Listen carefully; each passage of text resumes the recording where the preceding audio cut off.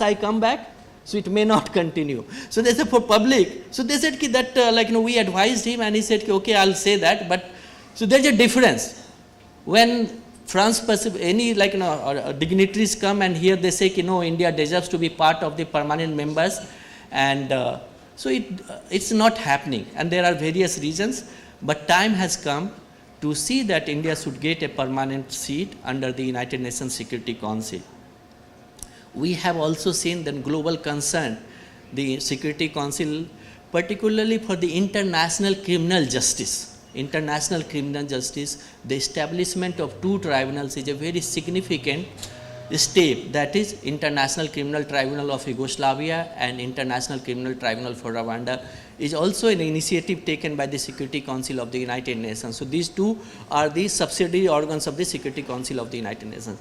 Now just to quickly come to the last position, which is very much important and relevant to the all students. Teaching of international law, teaching of international institution or international organization in the law schools somehow is confined to only one or two law schools. But students have a huge understanding of this subject largely because of their keen interest to participate in the moot court competition.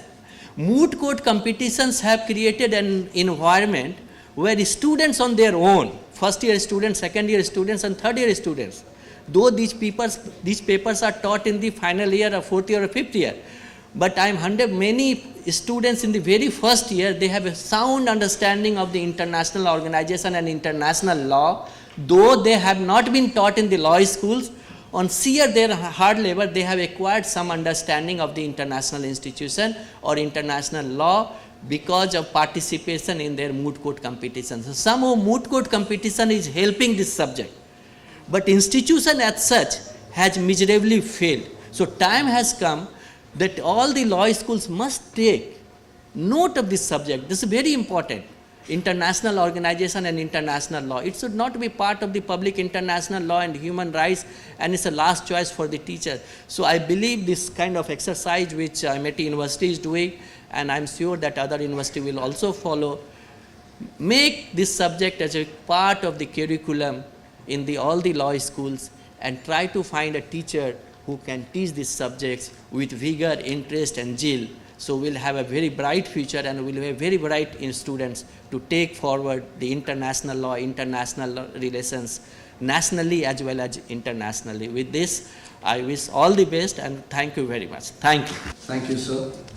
We are honored to have amongst us Professor S.K. Verma, Executive President and Acting Secretary General, Indian Society of International Law, New Delhi.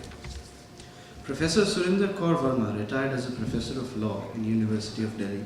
She was the former Dean and Head of the Law Faculty, Delhi University.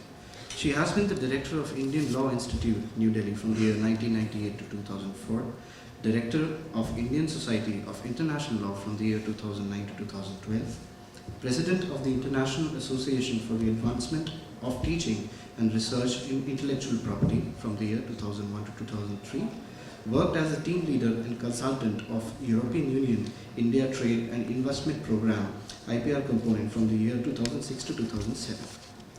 She studied law at the Banaras Hindu University, Law School Berkeley, University of California, and the Law School Harvard University, Cambridge, Massachusetts. She specializes in international trade law and intellectual property rights, has 9 books and over 150 published articles in international and national journals to her credit. I request ma'am to acquaint the audience with the subject.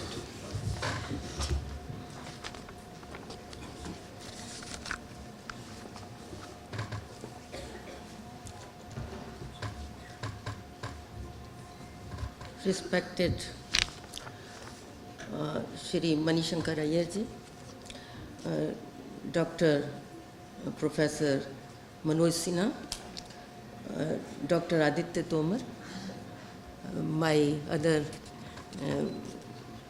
known colleagues, Y.S. R. Murthy, and I specifically would like to mention Mr. Sanjeet Ruhal, who is instrumental in inviting me and persuading me to be here this morning.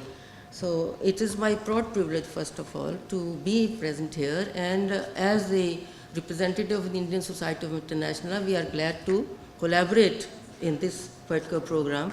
And as Dr.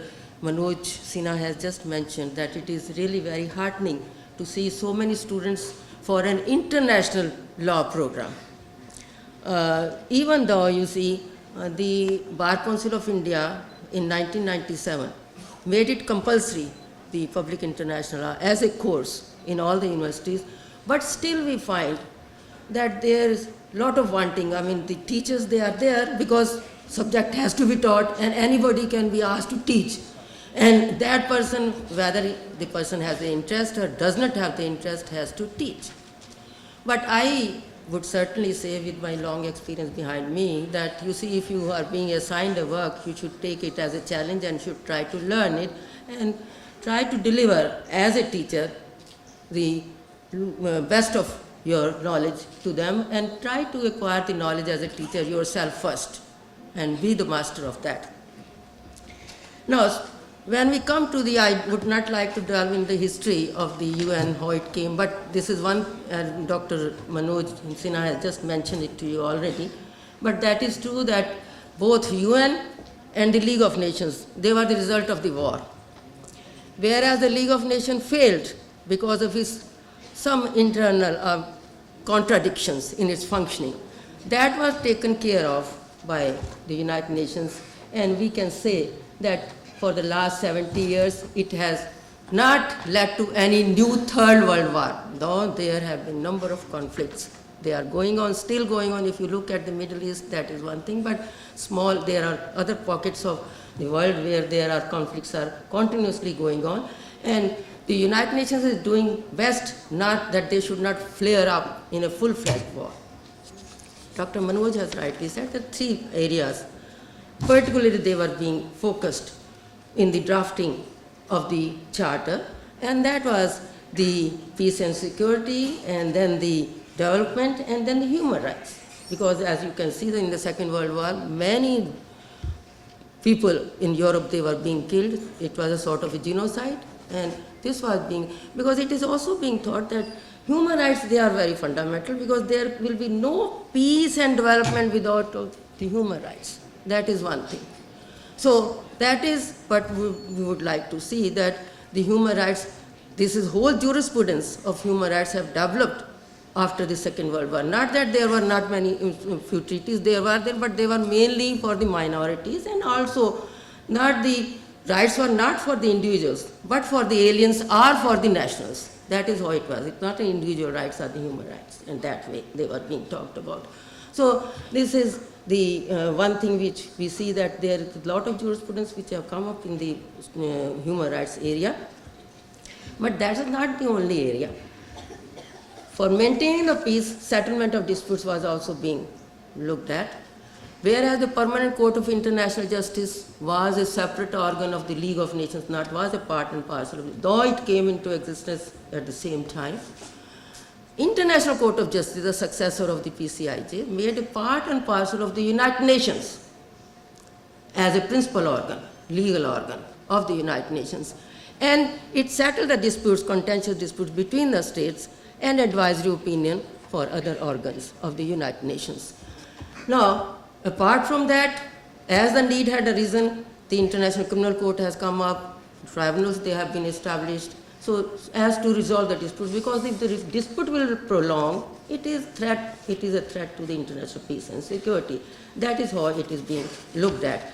And there we will also see that, you see, the many other important developments during this period has taken place. That is where, if you look into the statute of the court of International Court of Justice, the sources of international, when we talk about that customary international treaties, now you will see that the treaties have overtaken customary international law.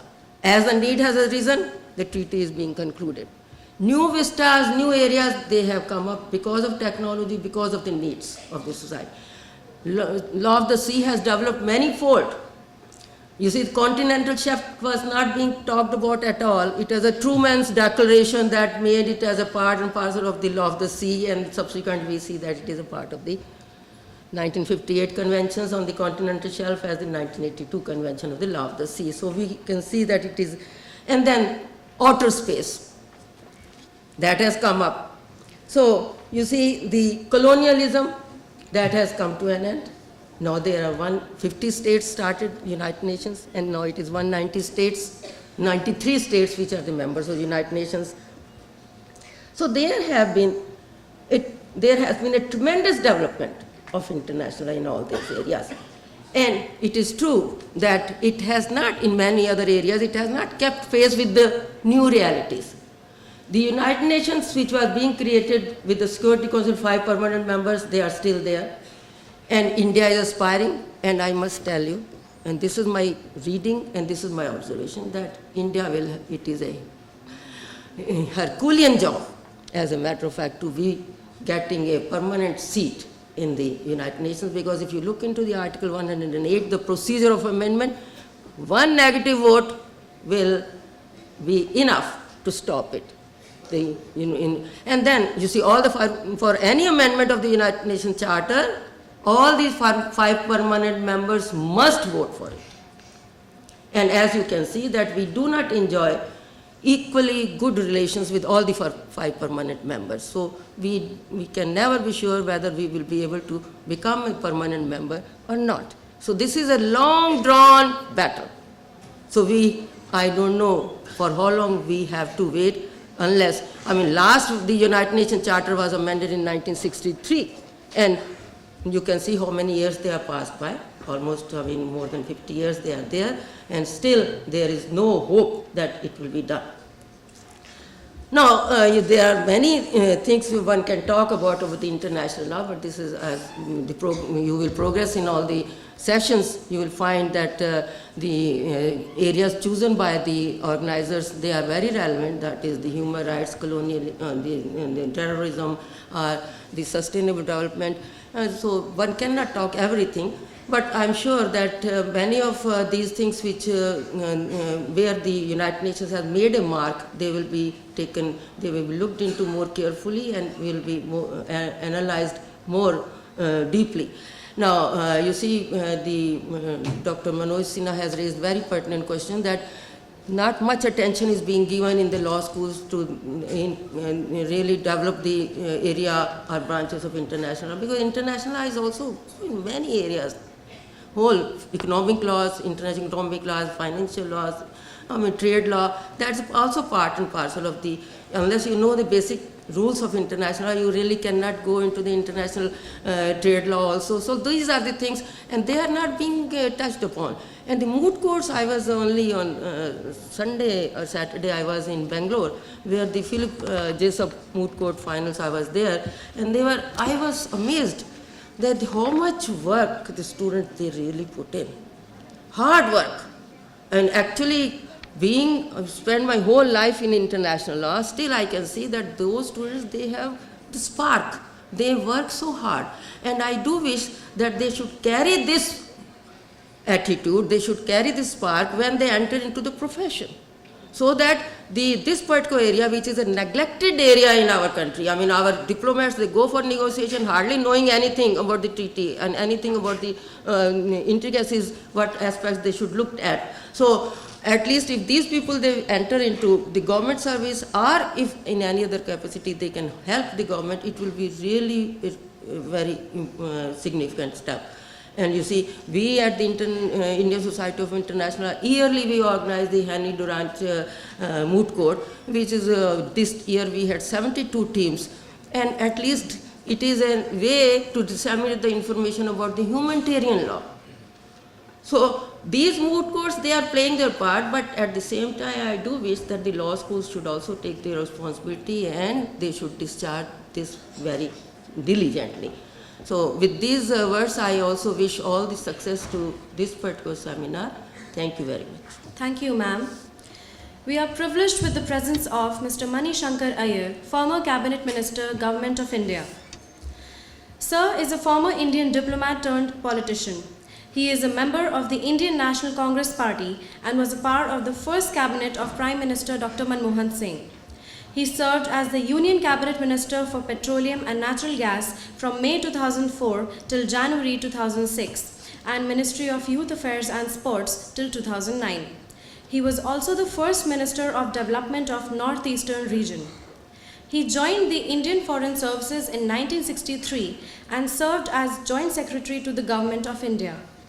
He spent some time in Pakistan, posted as a diplomat, serving as India's first Consul General in Karachi from 1978 to 1982.